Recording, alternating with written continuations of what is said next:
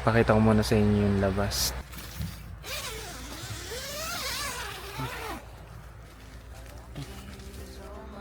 Eto nga guys, pakita ko sa inyo ang view sa umaga.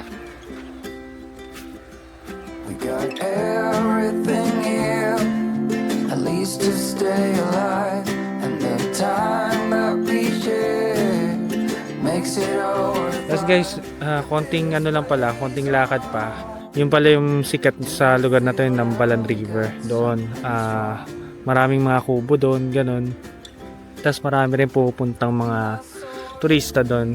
Yun, yung pala yung nakita natin din kahapon sa drone natin. So guys, ang napansin lang namin dito, malakas ang punin ng kuliglig kahit umaga, kahit gabi.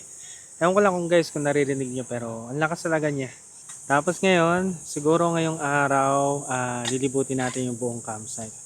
Titingnan natin lahat ng amenities nila. Nasaan yung CR, kung may tubig ba, may kuryente. Pero bago yun guys, mag-breakfast muna tayo. Tingnan natin kung ano yung breakfast natin. Tara. Tingnan nyo naman, habang nagluluto, ganito ang view mo. At ang breakfast natin, yan, pancake naman.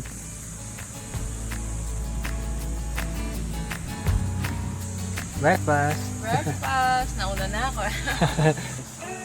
Ito na naman. Masarap na umaga. Kaharap ang magandang river. Tapos meron pang magandang asawa.